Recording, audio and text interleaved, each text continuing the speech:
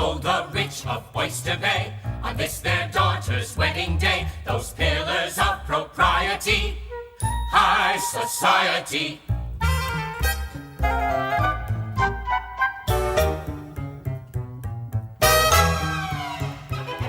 Behold the sound on which they sail, so near and yet so far from Yale, on which the rich sail frequently, high society. High, high, high, high, high society. High, high, high, high, high society. Behold the mother of the bride, perhaps a tad preoccupied. That's upper class anxiety, high society. Behold the sibling sulking there, her face a mask of dark despair. What prompted this can't wait to see. High society.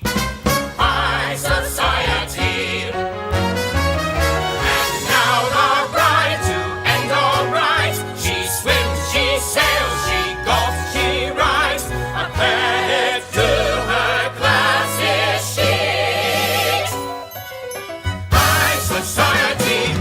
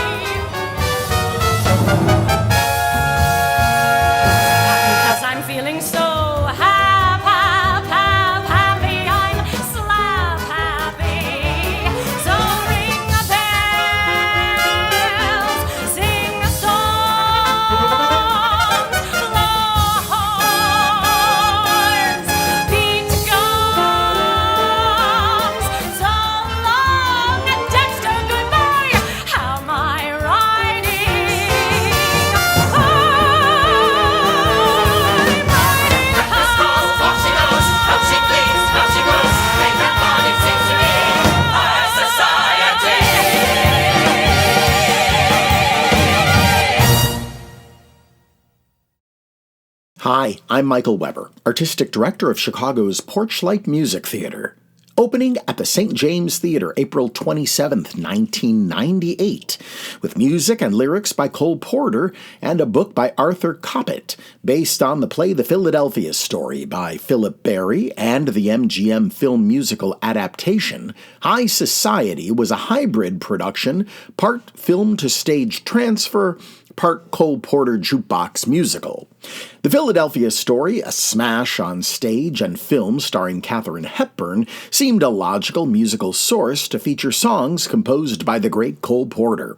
Starring Bing Crosby, Grace Kelly, and Frank Sinatra, the film musical involves a successful popular jazz musician, a plot alteration for Mr. Crosby's talents, who tries to win back the affections of his ex-wife, who is preparing to marry another man. The film location enabled the production to take advantage of the Newport Jazz Festival, established in 1954, incorporating it into the film by giving Crosby's character a background as a descendant of a Gilded Age robber baron who becomes a jazz composer and friend of jazz star Louis Armstrong, who plays himself in the film, a patron of the festival. The movie featured Grace Kelly's final role before she became Princess of Monaco. It was released 3 months after her marriage to Prince Rainier III. In the film, Kelly wore the Cartier engagement ring given to her by her fiancé. It was one of the 10 highest-grossing films of 1956 and earned a profit of over $1 million. The soundtrack included 9 Cole Porter songs, 8 of which were original compositions, and 1, a mock tipsy duet with Sinatra and Crosby called Well Didja Eva, a musical number from Porter's 1939 Broadway show Du Barry Was a Lady, adapted and added at the last minute when it was noted that the 2 singers did not have a duet to perform in the film. For the Broadway adaptation of High Society, other Porter Broadway songs, including Ridin' High from Red Hot and Blue, I Love Paris, and It's All Right With Me from Can Can, Let's Misbehave from Paris, and Just One of Those Things from Jubilee, among others, were interpolated to fill out the film score for a full-scale stage musical. With a cast including Melissa Errico, Daniel McDonald, John McMartin, Stephen Bogardus, Randy Graff, Mark Kudish, and a 12-year-old Anna Kendrick, the show was nominated for the 1998 Drama Desk Award as Best Musical. Any production of the Philadelphia Story or High Society has to navigate the impression left by the great Katharine Hepburn, for whom the role of Tracy Lord was created. While she starred opposite actors Joseph Cotton and Van Heflin on Broadway, she requested Clark Gable and Spencer Tracy for the film adaptation of her stage triumph. As second choices, Cary Grant and James Stewart were no mincemeat, with the film receiving 6 Academy Award nominations, including Best Picture. Here they all are with other members of the film cast reprising their performances live for radio audiences on the Victory Theatre, which was the Armed Forces Radio Service name for Lux Radio Theatre, less its soap sponsor advertising. Being the non-musical version of the story, we'll pepper in more music throughout from the Broadway musical stage version of High Society for your listening pleasure. Here now, on the January 20th, 1942 episode of The Victory Theatre are the stars Katharine Hepburn, Cary Grant, Lieutenant James Stewart, with Ruth Hussey and Virginia Weidler in The Philadelphia Story. The United States of America presents The Victory Theatre.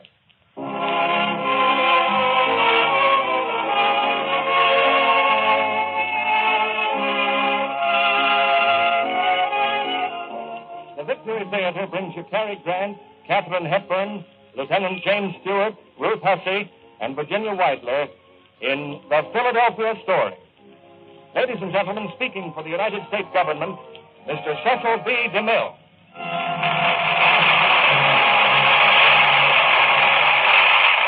Greetings from Hollywood, ladies and gentlemen.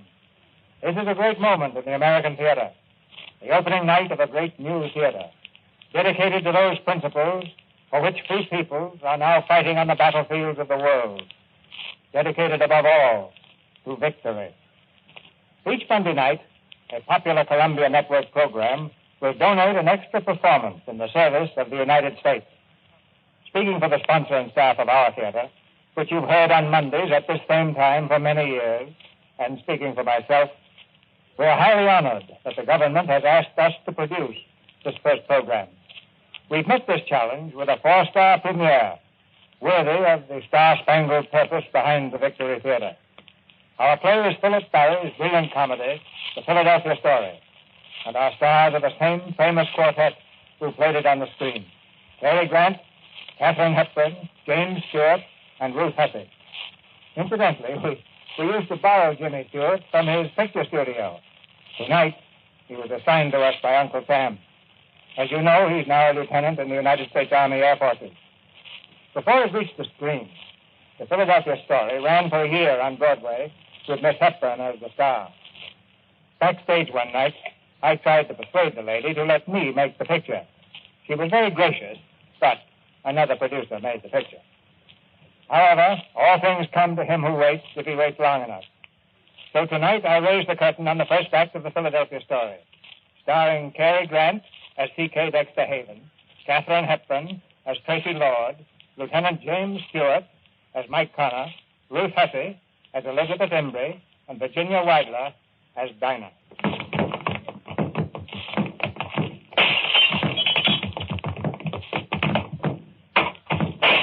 And don't bother to come back.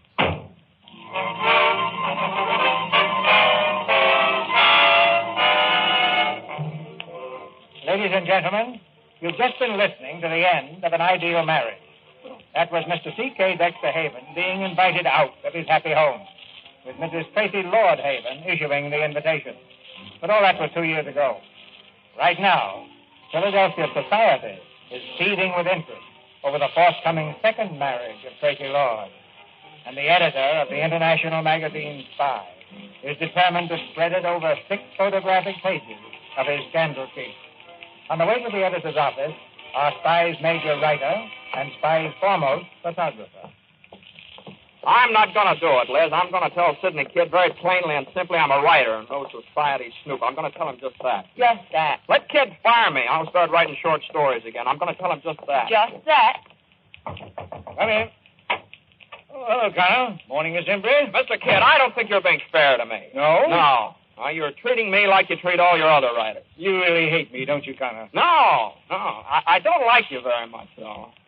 You hate me, I trust, Miss Embry? No, I can't afford to hate anybody. I'm only a photographer. Your assignment will be Spy's most sensational achievement. Tracy Samantha Lord. Big game hunting in Africa, fox hunting in Pennsylvania. Why, I can see the layout now. The Philadelphia Story. Closed were the portals of snobbish fox hunting? No. No hunter of foxes is Spy magazine. Anyway, presented for the first time, quote, a wedding day inside mainline society. Or what the kitchen maid saw through the keyhole, unquote.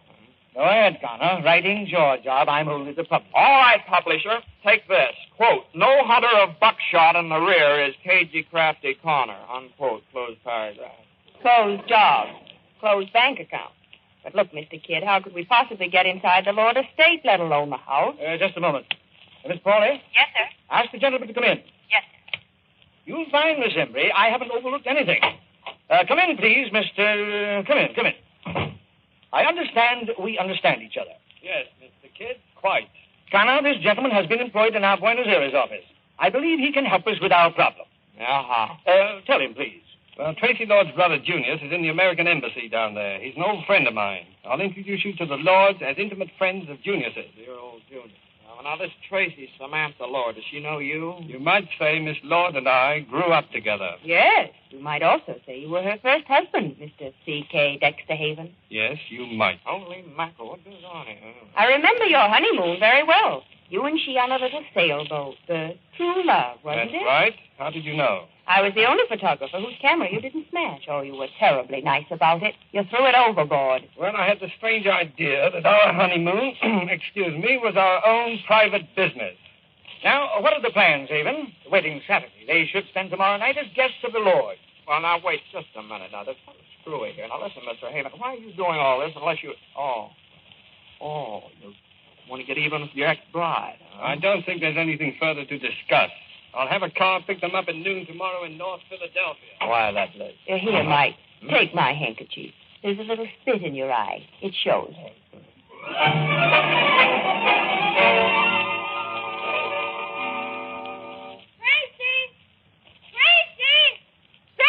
Miss Dinah. Edward, have you seen my sister? Yes, Miss Dinah. She's in the sitting room, making a list of the wedding gifts. Tracy. Mother, How do you spell omelet? Oh, you. Why didn't you answer me? Omelet, Mother. Omelet? O-M-M-E-L-E-T. I thought there was another L. That's a funny wedding present. An omelet, dear. A silver dish. Dinah, bring some of that junk off the table. Is this a present? It stinks. Don't say stinks, darling. If absolutely necessary, it smells, but only if absolutely necessary. Mother, the cards on the presents have been changed again. There must be a ghost loose in the house.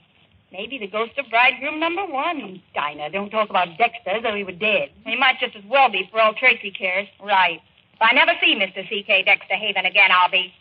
Mother, look at that lamp. Isn't it awful? Who sent it? They're friends of your father's. Wouldn't you know it?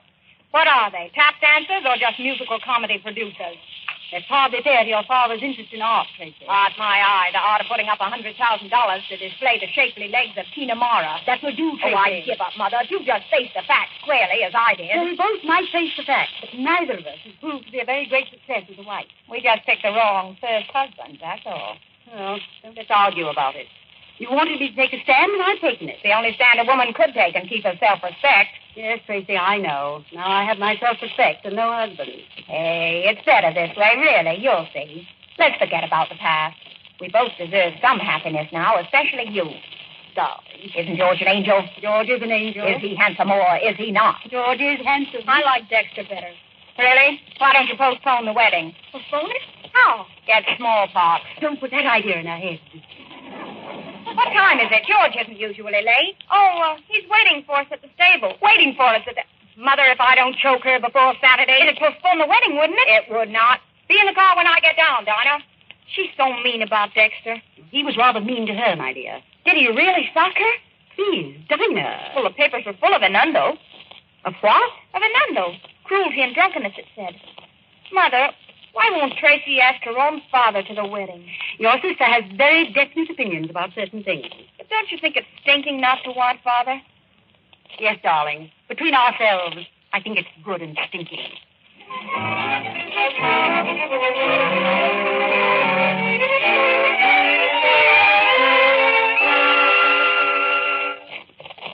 Where do you see your fiancé? He's all shiny. What are you talking about? Brand new riding breeches. See? Hello there. Well, who's that terribly attractive man? Hello, darling. Hello, George. Well, how do you like me? I adore you, but you look awful.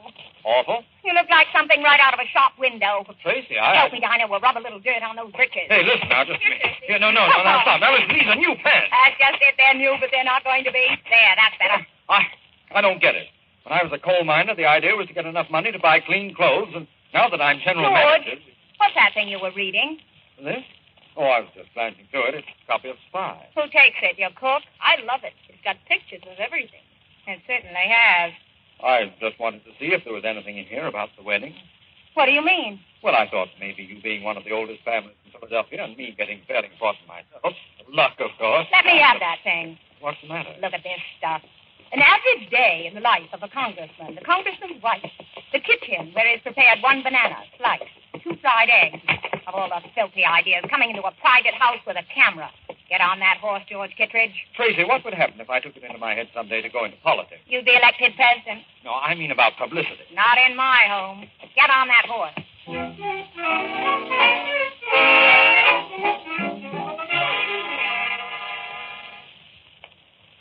Hey, where is everybody? Dexter! Hello, Dinah. Dexter, you've come back. Ah, Dinah, my dream girl. Tracy! Dexter's here! Dexter! What in the name of... Well, hello, Tracy. Oh, Dexter! How are you, Mother Lord? Dexter, don't you know that tomorrow's the wedding? Oh, no. Oh, that's right. So it is. You can go right back where you came from. Now, Red, look. You don't think I'd miss your wedding, do you? When did you arrive? Tell us all about Junior. Well, Junius is fine. Oh, he should be here. Well, he's heartbroken. I suggested representing him as best man, but... I'm afraid George might prefer to have his best man sober. Ouch! I wish you'd represent George. That's my loyal little girl, Dinah. Oh, you'll like the people Junius did send, though, I'm sure. You haven't switched from liquor to dope by any chance, have you, Dexter? The people Junius did send? Yes, you don't have to know a Macaulay Connor or an Elizabeth Imbrie, do you? No, I don't. Well, then you'd better come along and be introduced. You see, they're great friends of Junius's. Do they expect to stay here over the wedding? I think it's very queer indeed. I think it's queerer than that. I think it's paranoid. You're lying, Dexter. I can always tell. Can you, Red? You went to work after the divorce, didn't you? Well, yes, except for a brief interlude in a couple of alcoholic sanitariums. But you took a job in South America. Who for? A magazine. And it wasn't by any chance Spy magazine. You are a mass of intuition. And I don't suppose the Junius' friends are photographers by any chance. Oh, I knew you were low, but I never thought you'd think to anything else. After I telephone Junius, I'm going to do plenty. No, wait, Red, wait. I confess you don't have to telephone Junior. So, you confess? No, you're slipping, Red. I used to be afraid of that look. The withering glance of the goddess. Oh, shut up. Now, look, Red, about this man Connor and, I'll take care of them. Who do they think they are, barging in on peaceful people? Oh, sure. There's nothing you don't want them. I want them out, and you too. Yes, Your Majesty. But first, could I interest you in some small blackmail? No.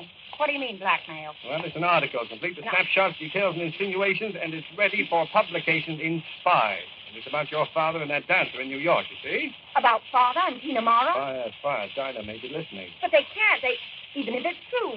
Where'd you get this stuff? From one Sydney kid, the editor and publisher. He's got to be stopped. Well, he is, temporarily. That is, if you'll allow those two to turn in a story on your wedding. And when Kid says a story, he means a story.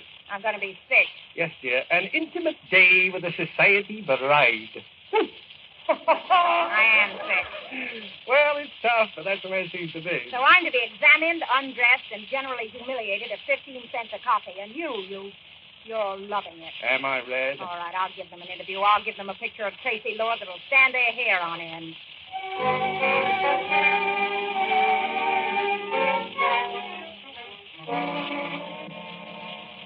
Look at this joint, will you? What is this room? I forgot my compass. Well, this would be the south-southwest parlor by living room or something. Say, what's this guy Haven up to? C.K. Dexter Haven? Yeah, and what kind of a name is that? Macaulay Connor's no home fun tag, my pet. Yeah, well, just try calling me Macaulay. I knew a plain Joe Smith once.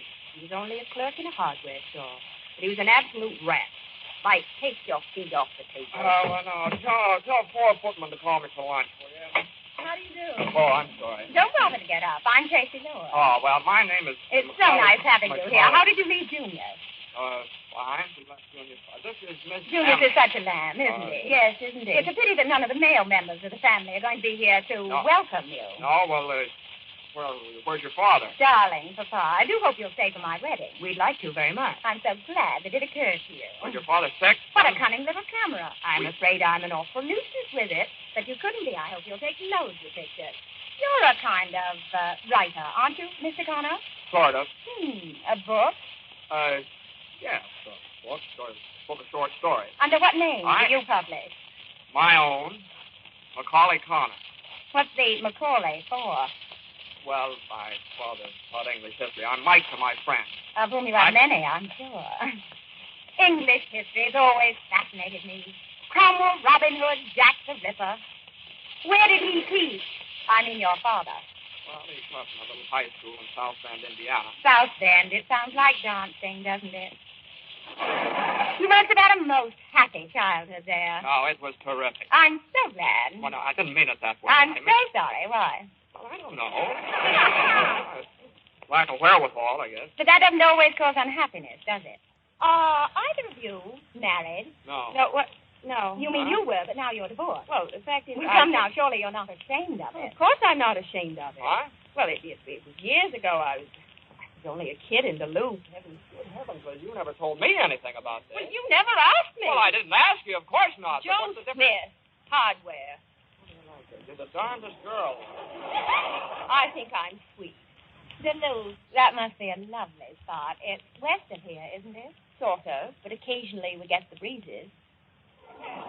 And this is your first visit in Philadelphia. It's a quaint old place, don't you think? Filled with relics. Tell me something.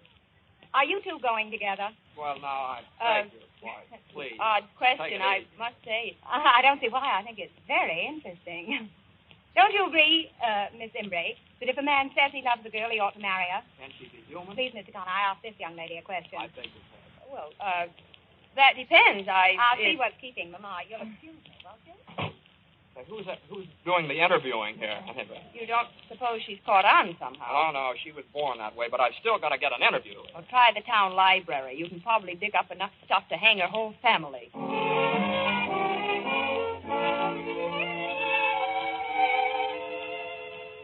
return, Miss Bolt. Just leave it, please. Excuse me, are you the librarian? Yes. What does thee wish? Well, I'm looking for a local... What'd you say? What does thee wish? I'm looking for a local biography and history. If thee will consult with my colleague over there. Uh-huh. Dost thou have a washroom?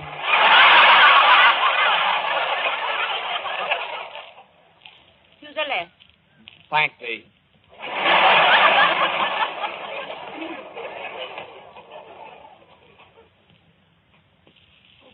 Oh, are you reading? Look, I know this is a public library, but Oh. Hello. Well, my book, huh? Well, couldn't you afford to buy a copy? The bookstore didn't have one. Oh, well, you sure you're doing the right thing now. You know what happens to girls like you when they read books like mine and begin to think that's bad. These stories are beautiful. Why, Connor, they're almost poetry. Oh, don't kid yourself. They are. I can't make you out at all now. Really? You talk so big and tough, and then you write like this. Which is which? Both, I guess. No, I believe you put the toughness on to save your skin. You think so? I know a little about that. Really? Quite a lot. Gee. Look. Let's get out of here. Want to swim? All right.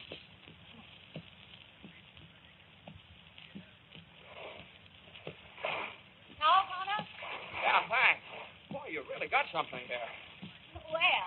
Well, I mean, all this. Garden, swimming pool. You could sail a small yacht on there. Hey, what were we talking about? Oh, my book. Yeah. Tell me something, will you? When you can do a thing like that book, how can you possibly do anything else? Well, you may not believe this, but there are people in this world that must earn their living. Oh, heck that, Dexter. Look, stand by me, will you? I don't want to be alone with him. Well, certainly, if you like. Thanks. Hello there, Red. Well, fancy seeing you here. Well, what's this you've been drinking? Orange juice? Thanks, I'd love some. Don't tell me you've forsaken your beloved whiskey and whiskey. Oh, no. I've just changed their color, that's all. I go in for the pale pastel shades now. How about you, Mr. Connor? You drink, don't you? Oh, a little. A little, and you're a writer? Dear me. I thought all writers drank to excess and beat their wives. Dexter, Huh, what? would you mind doing something for me? Anything, what? Get the heck out of here. Oh, my dear Red, I couldn't do that. You need me too much. Would you mind telling me just what it is you're hanging around for? Look, I think I'd better... No. Please don't go, Mr. Connor. No. Please don't go, Mr. Connor. As a writer, this ought to be right up your street. Don't miss a word. Well, I never saw you looking better, Red. You're getting that fine, tawny look. Oh, we're going to talk about me, are we? Goody. Yes, it's astonishing what money can do for people, Mr. Connor. Not too much, you know, just more than enough. Now, take Tracy, for example. It's even changed her shape. She was a dumpy little thing at one time. Only as it happens, I'm not interested in myself for the moment. Not interested in yourself? You're fascinated, Red. You're far and away your favorite person in the world. Of course, Mr. Connor, she's a girl who's generous to a fault, except to other people's faults. For instance, she never had any understanding of my deep and gorgeous thirst. It was disgusting. It made you so unattractive. Yes, a weakness, sure. And strength is her religion, Mr. Connor. She finds human imperfection unforgivable. And when I gradually discovered that my relationship to her was supposed to be not that of a loving husband and a good companion, but that of a kind of high priest to a goddess, well, then my drinks got deeper and more frequent. I never considered you as that, nor myself. Oh, you did without knowing it. And the night that you got drunk on champagne and climbed out on the roof and stood there in your nightshirt with your arms out to the moon, wailing like a banshee. I told you I never had the slightest recollection of doing any such thing. I know. You drew a blank. You wanted to. Mr. Connor, what would you... Oh, where did he go? He's gone. I hope he heard what you said, though. Make a wonderful story for Spy. Yeah, well, it's too bad we can't supply photographs of you on the roof. Dexter, what are you trying to make me out as? Tracy, what do you fancy yourself as? When I read you were going to marry Kittredge, I couldn't believe it. That's why I'm here. How in the world can you even think of it? Because he's everything you're not. Oh, yes? He's been poor, he's had to work, and he's had to fight for everything. And I love him as I never even began to love you. Maybe so, but I doubt it. I think it's just a swing from me. But Kittredge is no great tower of strength, Tracy. He's just a tower. You hardly know him. Well, to hardly know him is to know him well. Kittredge is not for you, Red. You bet he's for me. He's a great man and a good man. Already, he's of national importance. Oh, you sound like Spy magazine talking. You seem Quite contemptuous of me all of a sudden. No, Red, not of you. I'm contemptuous of something inside you. Your so-called strength. Your prejudice against weakness. Your blank intolerance. Is that all? Well, that's the gist of it. Because you'll never be a first-class human being or a first-class woman until you've learned to have some regard for human frailty. Yeah, it's a pity your own foot can't slip a little sometime. But your sense of divinity wouldn't allow that. You're a special class of the American female. The married maidens. So help me, Dex. If you say another word, I'll... Oh, I'm through, Red. For the moment, I've had my say. Crazy. Oh, look, the Tower of Strength. I suppose I should object to this, too, Well, that would be most objectionable. Well, any time either of you want my advice... We'll give you a ring. Thanks, do that, will you? Well, so long, Red. Oh, here's a little wedding present. Sorry I hadn't any ribbon to tie it up with. Well, so long, Kittredge. So long. Should we open this, Tracy? Go ahead. I must remember to send him a note along with the others. Well, What is it? look what your friend considers a wedding present. Why, it's a model of the True Love. The what? The True Love. A boat he designed and built practically. We sailed her down the coast of Maine and back the summer we were married. My, she was yaw. Yeah? What's that mean? It means... Oh, what does it mean? Easy to handle, quick to the helm, fast, bright. Everything a boat should be. Until she develops dry rot.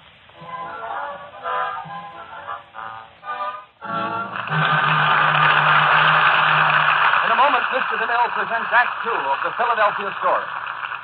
Less than 20 minutes ago, a great many of you heard Cecil Brown say, and I quote exactly, "In the Far East, American bombers brought new encouragement to the courageous Chinese. The Americans swooped down on Canton Airdrome in South China and caught 60 Japanese aircraft massed on the field. The bomb bays opened, and most of those Japanese aircraft are no more." I wonder if you feel that you had anything to do with what happened there. Well, if you're a worker, perhaps the planes you worked on were in that fight. Perhaps someone in your family or one of your friends was fighting there. But how about you, personally? Did you have anything to do with it? If you're buying government bonds, you did, because your dollars were fighting there and doing their utmost. Everybody can send dollars fighting. I was at the post office the other day, and it took my breath away to see the people crowd up to get their bonds. Rich man, poor man, bringing stamps and cash for bonds. They could almost see their money go marching. There was a satisfaction, a sense of belonging that just never comes to people that sit on the sidelines. And if you don't know that feeling, that glow, then you're missing something real. Maybe 10% of your income is tough, but do it. And if 10% is easy, make it more. Are we going to win this war? President Roosevelt says we can, we must, we will. Won't you say that too? And then make it real by starting to put 10% of all you earn into war bonds. We pause now for station identification. This is the Columbia Broadcasting System. Hi, this is Porchlight Music Theater Design Associate Ani Wright. If you value programming like this, please consider making a donation today at porchlightmusictheater.org. We appreciate your consideration and hope you enjoy the show.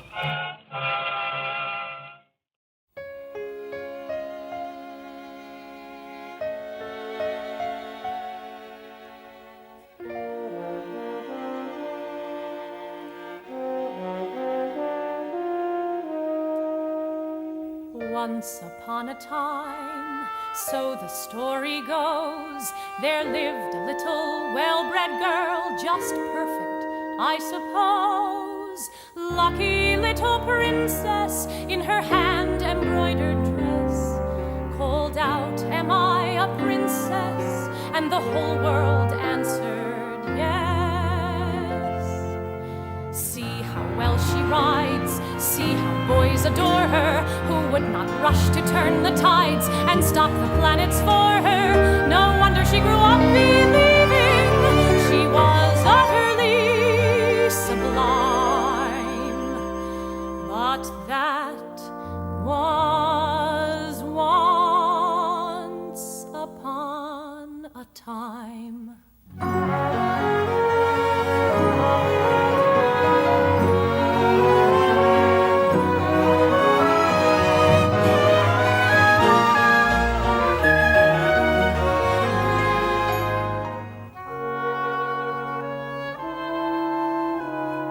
Life was so much fun, love was better still, but fairy tales don't seem to end the way you think they will.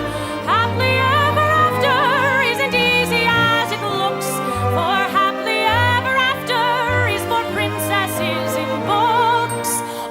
once the air feels a little colder, as if the world had turned its back, and somehow no one told her.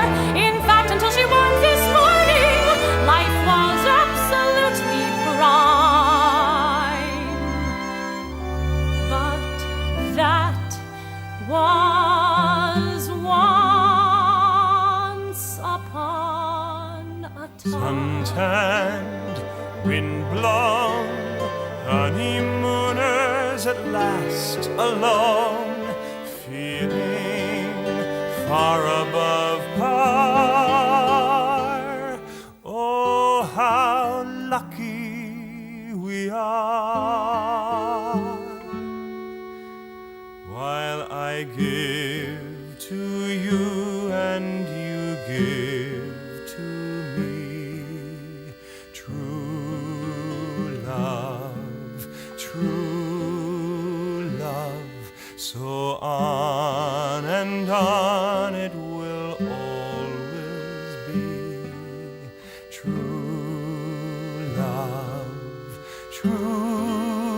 love, for you and I have a guardian angel on high, with nothing to do but to give to you and to give to me love forever true, love forever true.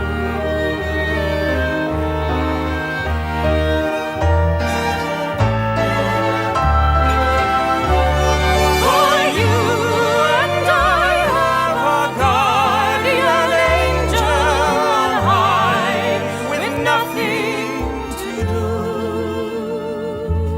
but to give to you and to give to me love forever true.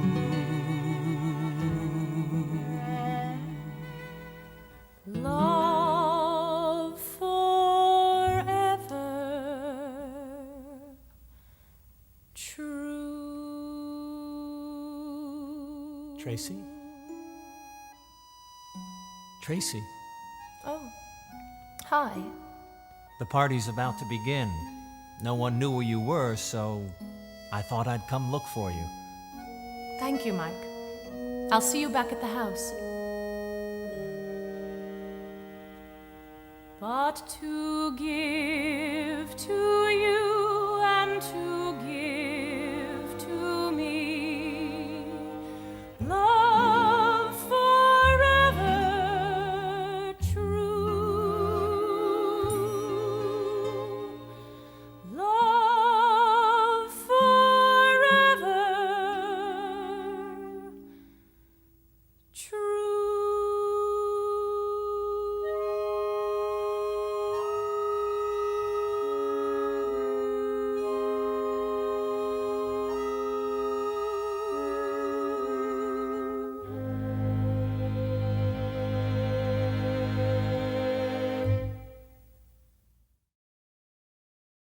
The Philadelphia Story, starring Cary Grant, Katharine Hepburn, James Stewart, Ruth Hussey, and Virginia Weidler. On the eve of Tracy Lord's wedding, her ex-husband's presence is no comfort. No comfort either is Dinah, who rushes in with news of a new complication. Tracy! Tracy! He came anyway. He's here right now. Who's here? Father. On the terrace, Tracy Lord faces her father and mother. In her eyes, there's nothing but scorn. Now, Tracy, remember, your Uncle Willie's guest of honor tonight. You mustn't be late. I just saw that fiancé of yours, Tracy. He roared out of here on 2 wheels. Does he by any chance ever walk anywhere? Funny lights, I expect. I have a feeling he'll take the ring tomorrow and go right through center with it. Seth, you idiot. Very amusing, I'm sure. Almost as amusing as the picture of you with your arm around Mother. Oh, I find very unamusing the stupid, undignified spectacle we're making of ourselves. for the benefit of those two newspaper people. Of course, inasmuch as you let us in for it in the first place. Oh, do keep that note out of your voice, Tracy. It's most unattractive. No? How does your dancer friend talk, or does she purr? Tracy, you've got a heck of a nerve to come back here in your best head of the family manner and strike attitudes and criticize my fiancé and give orders and mess things up generally. Stop. I can't help it. It's sickening, as if he'd done nothing at all. Anyway, it's not your affair, Tracy. If he concerns anyone, well, actually, I don't know who he concerns except your father. That's very wise of you, Margaret. What most wives fail to realize is that their husband's philandering has nothing whatever to do with them. Oh? Then what has it to do with? A reluctance to grow old, I think. I suppose the best mainstay a man can have as he gets along in years is a daughter. The right kind of daughter. How sweet. Full of warmth. Full of foolish, unquestioning, uncritical affection. None of which I've got? None. You have a good mind, a pretty face. You have everything it takes to make a lovely woman, Tracy, except the one essential. An understanding heart. Without it, you might just as well be made of bronze. That's an awful thing to say to anyone. Indeed it is. So, I'm to blame for Tina Mara, am I? To some extent, I expect you are. You coward. No, but better to be one than a prig. And a perennial spinster, however many marriages. Sis, that's too much. What did you say I was? You want me to repeat it? A prig and, You mean you think I'm some kind of a goddess or something? If your ego wishes to call it that, yes. Come along, Margaret.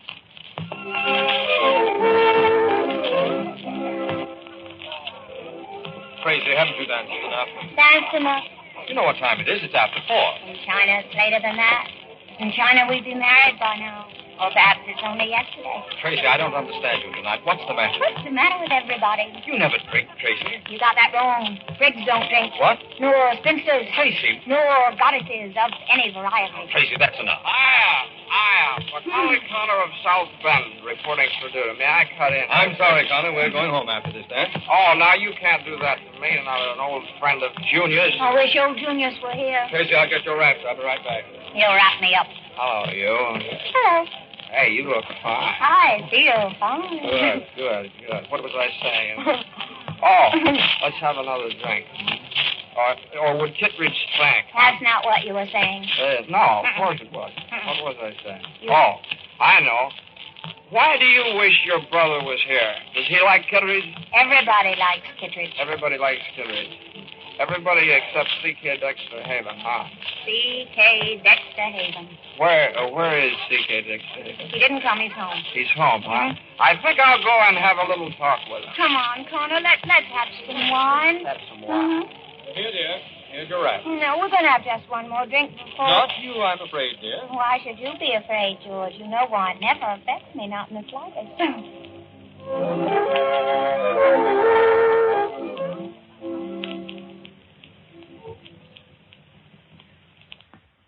C.K. Dexter Haven? Hey! C.K. Dexter, come on out, C.K. Dexter Haven. Hello, what's up? You are. Well, I hope it's worth it. Come on in. I bring you greetings and a bottle of champagne. Champagne is a great leveler.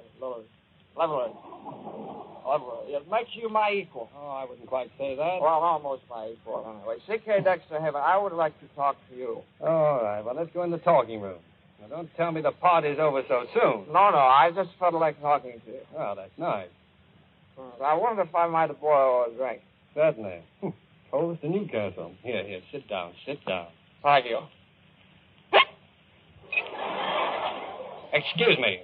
Huh? Oh, nothing.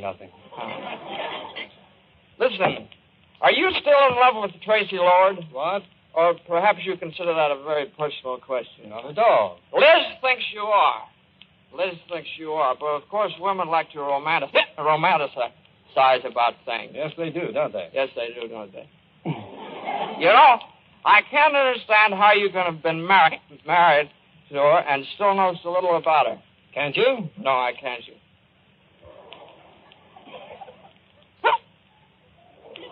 I have the hiccup. No. I wonder if I might have another drink. Certainly. Thank you. You know, Tracy's no ordinary woman, and you said some things to her this afternoon that I resented. Well, I apologize, Mr. Connor. That's quite all right. That's quite all right. But when a girl is like Tracy, she's one in a million. She's sort of like a goddess? No. You said that this afternoon. No, she's sort of like a queen. A radiant, glorious queen. And you can't treat her like other women. No, I suppose not. But then I imagine Kittredge appreciates all that. Oh, Kittredge. Kittredge appreciates Kittredge. That fake man of the people, that 5-cent edition of Sydney Kid. I always thought Kid himself was the 5-cent kid. You know, Kid's just using you like he uses everybody else. That guy's colossal. He's terrific. He's got everybody fooled. Yes. No mean Machiavelli, smiling, cynical Sydney Kid. The world's his oyster with an R in every month. That's not bad. When did I say that? You didn't. I did. Oh. Sorry. I suppose you never heard of Kid's little arrangement in Kansas City. Nope. Or San Francisco. Well, let me tell you about the time he went to Boston. The true story of that little jaunt would ruin him. Oh, yes? Hey, look here. What would happen to you if I used that stuff? Why? Well, I might want to very much. You see, Kid is holding an article on Tracy's father, and this might stop him. Oh, blackmail, huh? Well, look, you just use it. Use it with my blessings. I'm through anyway. All right, now, come on. Sit down there. I gotta go back to Tracy. Not yet. Now, you dictate, I'll write. Now, shoot. Boston. Huh? What? Boston. What? The time, May 1938. The place, Boston, in a hotel. Kid is just...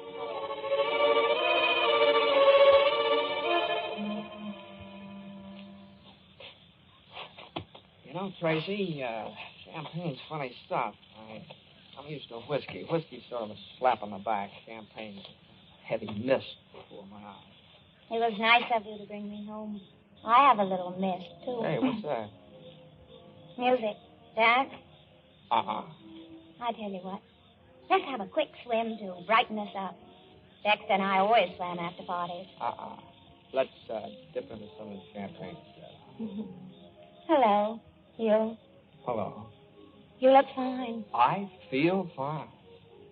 Did you enjoy the party? Sure. The prettiest sight in this fine, pretty world is the privileged class enjoying its privilege. You're a snob, Connor. No doubt. Awash with champagne was Will Q. Tracy's pleasure dome on the nuptial eve of Tracy's... Oh, now listen. You can't marry that guy. George, I'm going to. Why not? Well, I don't know. I thought of before it at first, but you just don't seem to match up. Then the fault's with me. Well, maybe so, but all the same, you're quite a girl, Tracy Lawrence. You think? Yeah, I know. Thank you, Professor. I don't think I'm exceptional. Yeah, you are, though. I know any number like me. You ought to get around more. In the upper class? No, thank you. What have classes to do with it? George comes from the so-called lower class. Dexter from the upper. I'll take the lower, thanks. If you can't get a drawing room. What do you mean by that? My mistake. You're insulting. What? Sorry. Oh, don't apologize. Well, who's apologizing? I never knew such a man. Tracy. What do you want? You're wonderful. There's a magnificence in you, Tracy. No, I'm getting self-conscious. It's funny. Let's... Yeah, let's what? I don't know. Go off, I guess it's late. A magnificence that comes out of your eyes and your voice and the way you stand there and the way you walk. You're lit from within, Tracy. You've got fires banked down in you. Hearth fires and holocaust. I don't seem to you made of bronze, then. No. You're made of flesh and blood. That's the blank, unholy surprise of it. You're the golden girl, Tracy. Full of life and warmth and delight. And what goes on here? You've got tears in your eyes. Shut up. Oh, Mike, keep talking, talk, will you? No, I've stopped. Why? Has your mind taken hold again, dear Professor? All right, now lay off that professor stuff, you hear me? Yes, Professor. That's really all I am to you, is it? Of course, Professor. You sure? Come here. What are you, Professor? Are you sure? Yes, of course, I'm... Oh. Tracy. Oh. Golly Moses. Tracy. Mr. Connor. Let me tell you something, Tracy. No, don't. All of a sudden I've got the shakes. Can't be anything like love, can it? No, it mustn't be. It can't. Would it be inconvenient? Terribly. Anyway, I know it isn't. Oh, Mike, we're out of our minds. Right into our hearts. That ought to have music. It does, doesn't it? Oh, Tracy, you're so lovely. Oh, it's as if my insteps were melting away. What is it? Have I got feet of clay or something? Tracy. Mike, it's not part of the pool. It's just over the lawn and in the birch grove. It'll be lovely now. Tracy, you're tremendous. Put me in your pocket, Mike.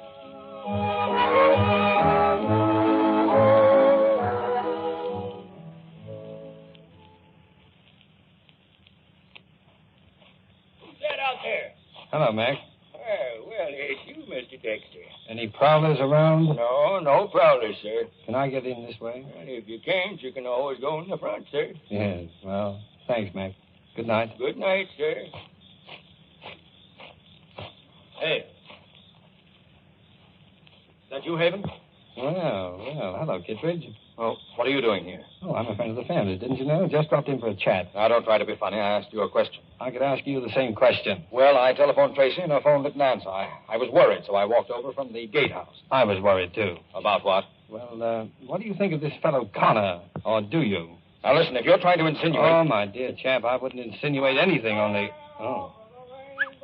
Listen, who's that? Oh, that? Oh, well, come on. I'll walk you around the house and tell you all about it. Something's going on here, and I'm staying. So are you. Why, it's that Connor.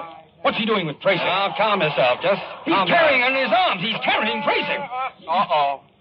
Don't stop, Mikey. Keep crooning. Right here? Okay. Somewhere. Now, what is it? Now, easy, Kittredge. She's not hurt, is she, Connor? No. Not wounded, sire, but dead. Oh, it seems the minute she hit the water, the wine hit her. Now, look here. Yes, a likely story, Connor. What'd you say? I said a likely story. Take her into the house. Now, listen, if you think that it... You'll be down directly? Yes, if you want. I want. Hello, Dexter. Hello, George.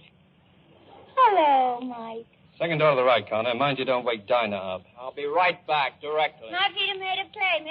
Did you know? Oh, this is horrible. Yes, how are the mighty fallen? But if I know Tracy, she won't remember much of this. For the second time in her life, she'll draw quite a tidy blank. Oh? You don't believe it, do you? Believe what? Well, the implications of what you saw, let us say. Well, what else am I to believe? Well, that's entirely up to you. I've got eyes, I've got imagination, haven't I? I don't know. Have you? Oh, so you pretend not to believe it. Yes, I pretend not to. Then you don't know women. Well, that's possible. Then you're a fool. Well, that's quite possible. Now, you won't be too hard on her, will you? I'll make up my own mind what I'll do. Well, we're all only human, you know. You, all of you, with your sophisticated ideas. Yes, ain't it awful? Well, I'm back. What do you want to do about it? Why, you low I'll sneaking... take care of this, Kittredge. Oh, say, listen, Haven. This is my affair. What right have you to... A husband. Now, till tomorrow. You can go now, Kittredge. I'll handle the rest of it, too. I'll speak to you tomorrow, Haven. Sure. Well, hey, Connor, come on, wake up. Come on. How do you feel? Well, now, look, if you think that... I know. I'm sorry, but I thought I'd better hit you before he did. He's in better shape than I am. Oh, yeah. Well, you'll do. Dexter, is there anything wrong, sir? No, not a thing, Mac. Just as quiet as a church. Who's that lying there? That's Mr. Connor, Mac. Oh, doggone. I thought it might have been Mr. Kittredge. Oh, well, now, we can't have everything, Mac. Good night. Good night, sir.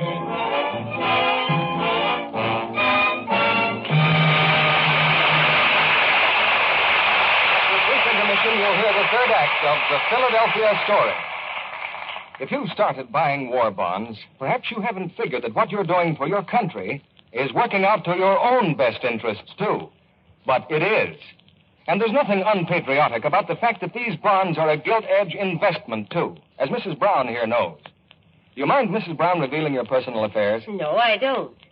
Our income is $35 a week. It's quite a sacrifice to put 10% of that into war bonds.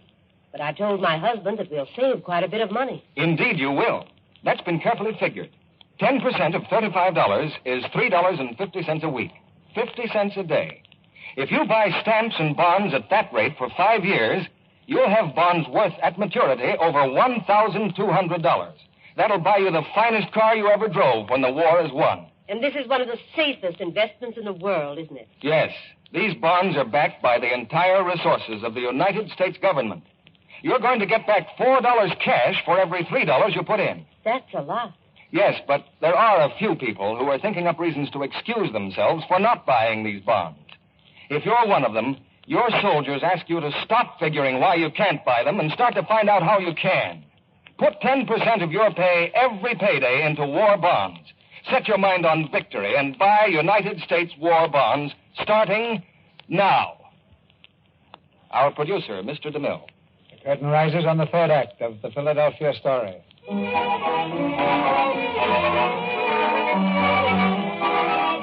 wedding day has dawned bright and fair, and the events of the wedding eve are a thing of the past, particularly for Tracy. She can't remember anything. She can't think of anything. Without propping her eyes open with her fingers, she can't even see anything. To comfort her in this predicament comes the little old comforter, Dinah. How do you feel, Tracy? Oh, fine. You look horrible. I know. Tracy, I hate you to get married and go away. I'll miss you, darling. I'll miss all of you. You know, I had the funniest dream about you last night. Did you? I dreamed I got up and went over to the window. And guess what I dreamed I saw coming out of the woods? I haven't the faintest idea. A skunk? Well, sort of. It was Mr. Connor. Mr. Connor? Yes, with his both arms full of something. And guess what it turned out to be? What? You. Me, Mr. Connor, was carrying you. Wasn't it funny? It looked sort of like you were coming from the pool. The pool? I'm going crazy. I'm standing here solidly on my own two hands and going crazy. Then what? Then after a while, I opened my door a crack.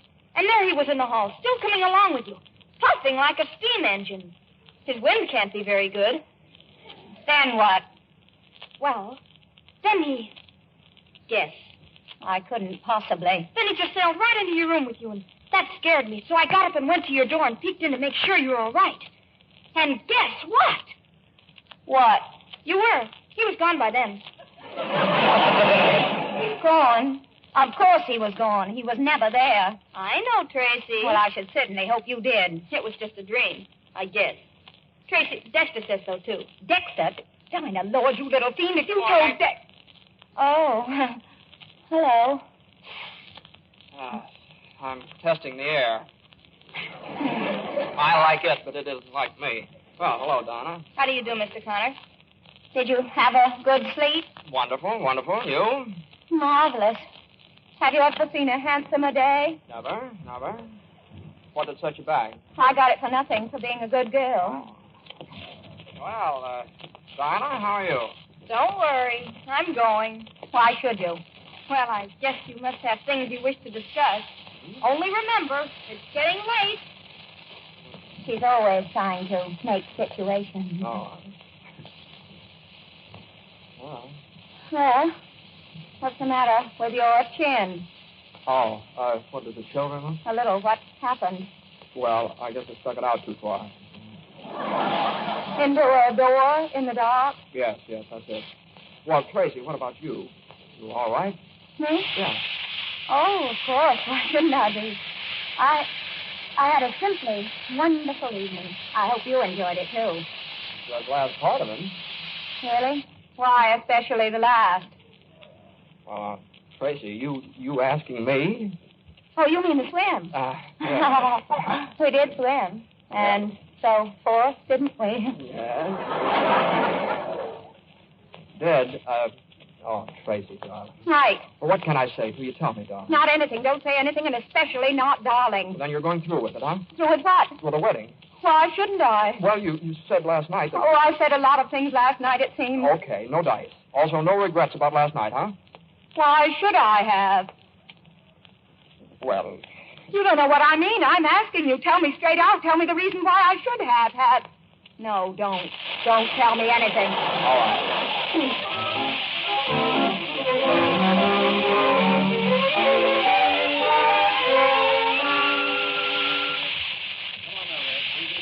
Doctor's orders. What is it?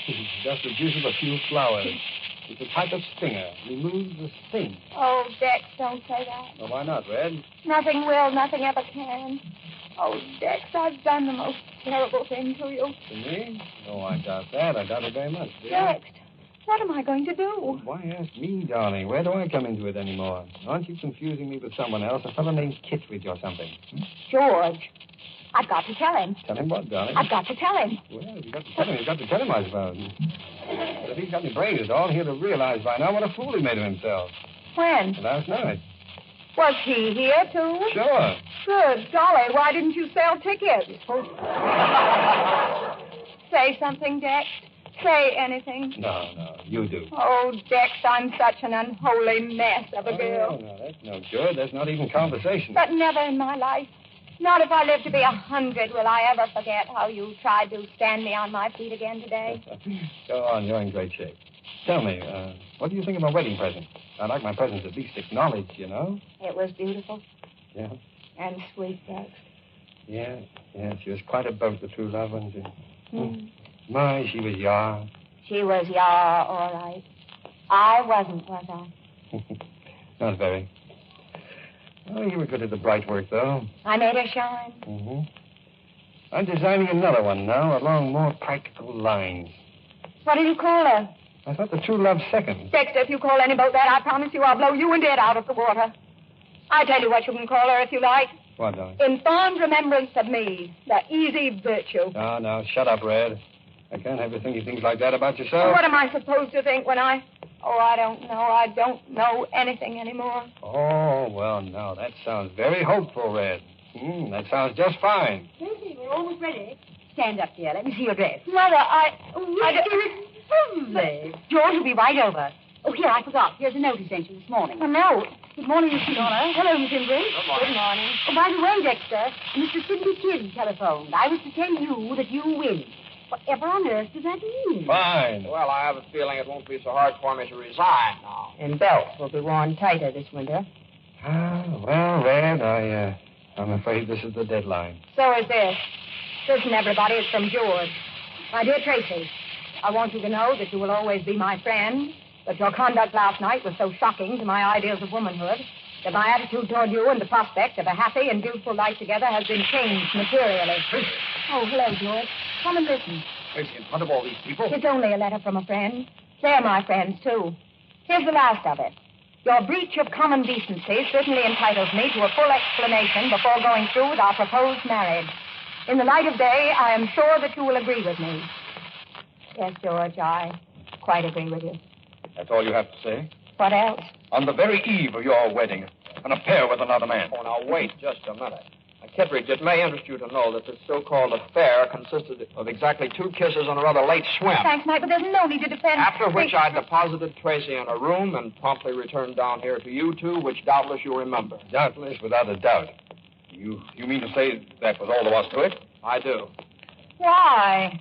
Was I so unattractive, so distant, so forbidding, or something that you... Well, this is fine talk, too. I'm asking a question. You were extremely attractive, but you were also a little worse or better for wine, and there are rules about that. Thank you, Mike. I think men are wonderful. The little dears. Then if it hadn't been for the drink last night, all this might not have happened. Apparently, nothing did. What made you think it had? Well, I'm not going to quibble, Tracy. Let bygones be bygones. Now, what do you say? Yes. And goodbye, George. I don't understand. Please, goodbye. You're too good for me, George. You're 100 times too good. But And I'd make you most unhappy, most. That is, I'd do my best to. All right. Possibly it's just as well. Yes, I thought you'd finally come to that conclusion. I have a feeling you had more to do with this than anyone. Possibly, but you were a great help. You and your rotten class. Oh, class, my eye. You're on your way out, the lot of you. And good riddance. Well, there goes George. Hey, come on. They're waiting for you. Oh, my sainted aunt. Well, don't just stand there. You better think of something.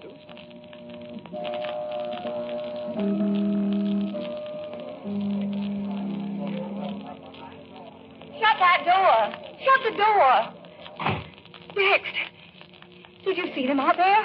That welter of faces. My, they look solemn. What in the name of all that's holy am I to do? Tracy. Yes, Mike. Now, look, I got you into this thing, and I'll get you out of it. Will you marry me, Tracy? No, Mike. Thanks, but nope. Why not? Because I don't think Liz would like it, and I'm not sure you would, and I'm even a little doubtful about myself. But I am beholden to you, Mike. I'm most beholden. But they're in there. They're waiting. Mike, don't get too conventional all at once, will you? There'll be a reaction. Come on, cheer up, Red. It'll be all right. You've been got out of James before. Mother, it's all right, dear. Your father will make a very simple announcement. Is there anything special you want me to say, Tracy? No, I'll say it. Whatever it is, I'll say it. I won't be got out of anything anymore, thanks. Tell them to stop the music. Tracy, listen. Dex, what can I say? Just open that door and go ahead. I'll prompt you. Ladies and gentlemen. Dex. Well, Dex. Ladies and gentlemen, 2 years ago I did you out of a wedding in this house by eloping to Maryland. 2 years ago, you were invited to a wedding in this house. And then I did you out of it by eloping to Maryland. Right. Which was very bad manners. Which was very bad manners. But I hope to make it up to you by going through with it now as originally planned. But I hope to make it up to you by going beautifully through with it now. As originally and most beautifully planned. Yeah. So if you just keep your seat for a minute. So you just keep your seat a minute.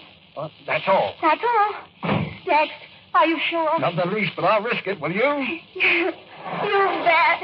You didn't do it just to soften the blow. No, Tracy. You gotta say my face. Oh, it's a nice little face. Oh, Dex, I'll be yours. Now, I'll promise to be You'll yours. be whatever you like. You're my redhead. Now, are you all set? All set. Now, will you be best man, Mike? Honor, TK. Maid of honor, Liz? Matron of honor, remember Joe Smith? Oh, how did this ever happen? Well, come on, let's get in there. See you soon, Red. See you soon, Dex. Tracy, darling. I love you, Father. I love you too, Tracy. Never in my life have I been so full of love before. Come along, come along. Wait, how do I look? Like a queen. Like a goddess. And you know how I feel? How? Like a human. Like a human being.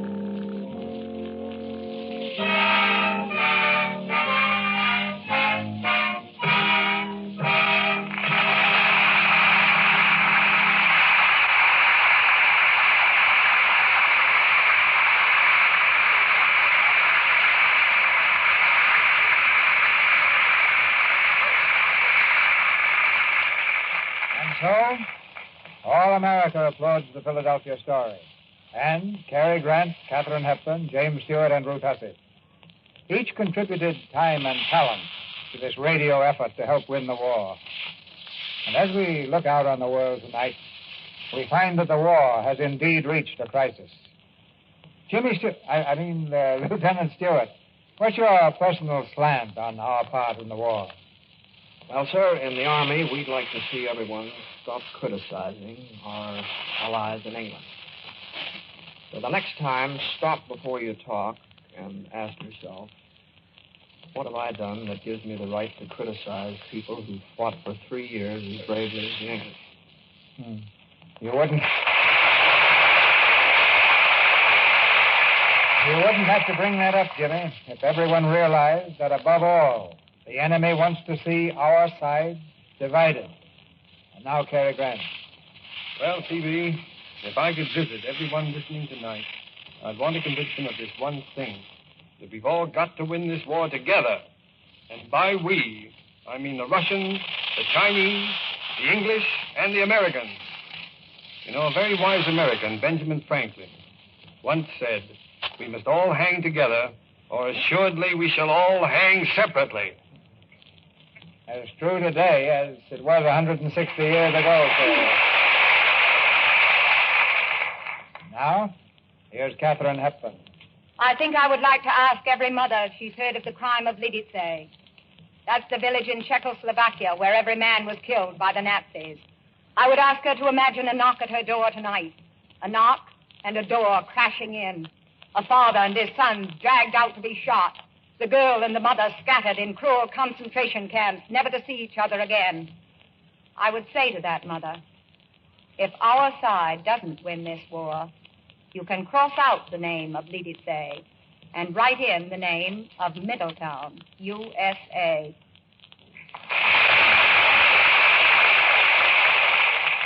That crime will be remembered, Katharine. Miss Ruth Hussey. It must be clear by now to all Americans that you can't compromise with the men responsible for Lidice. But I've heard people say that we'd be better off if we could make peace with Hitler now. Isn't it plain by now that we must win or surrender? And if we surrender, isn't it plain what we can expect? It's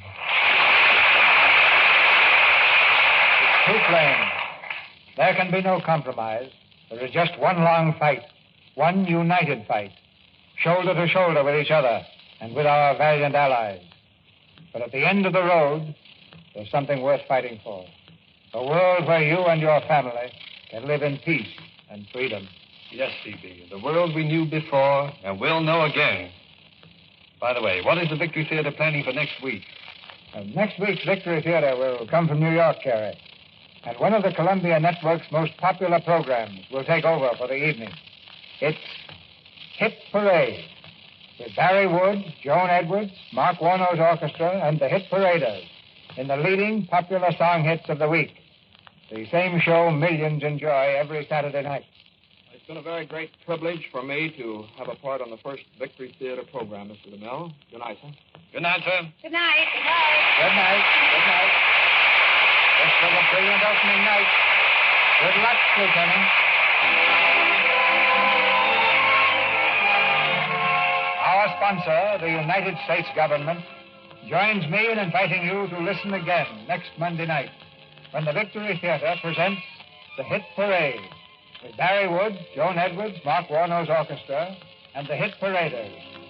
This is Cecil B. DeMille saying good night to you from Hollywood. Ladies and gentlemen, the Victory Theater is your theater. A rallying place where you can meet with your fellow Americans and with your government each Monday night.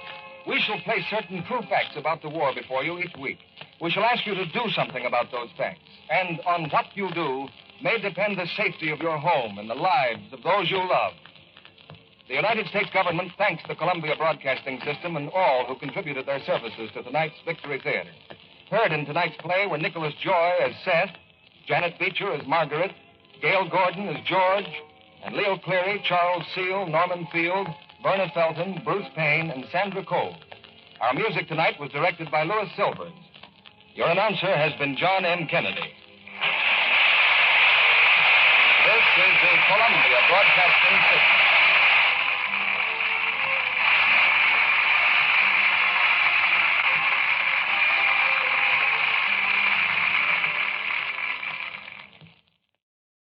The Philadelphia story was repeated the next season in 1943 on Lux Radio Theatre, this time with Loretta Young, Robert Taylor, and Robert Young in the leading roles.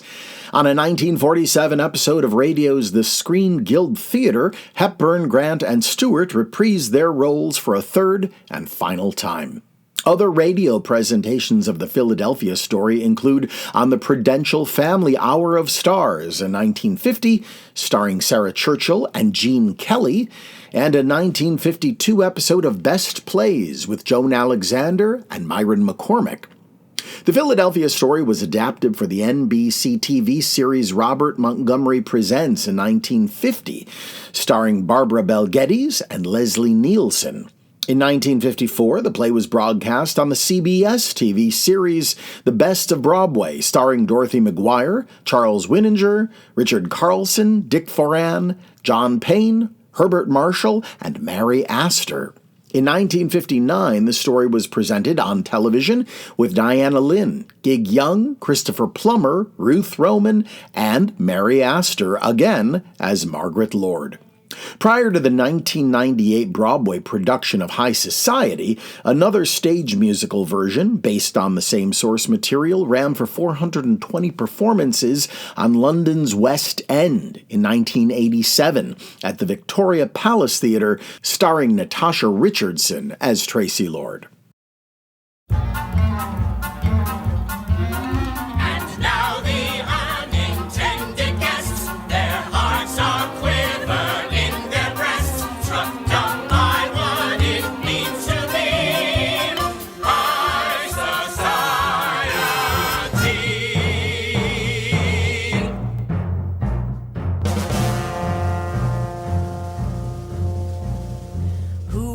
To be a millionaire. I don't. Have flashy flunkies everywhere. I don't. Who wants the bother of a country estate? A country estate is something I'd hate. Right. Who wants to wallow in champagne? I don't. Who wants an island off of Spain? I don't. Who wants wants a marble swimming pool too. I don't. And I don't, 'cause all I want is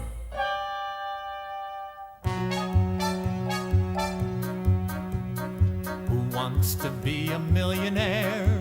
I don't. Who wants chinchilla farms to spare? I don't. Who wants to journey on a gigantic yacht? Do I want a yacht? Oh, how I do not.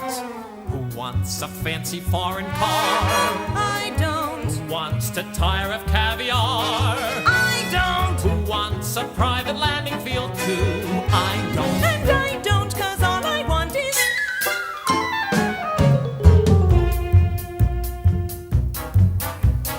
Who wants to be a millionaire? I don't. And go to every swell affair? I don't. Who wants to ride behind a liveried chauffeur? A liveried chauffeur? Do I want? No, sir. Who wants an opera box on bet? I don't. And sleep through Wagner at the Met? I don't. Who wants to corner Cartiers too?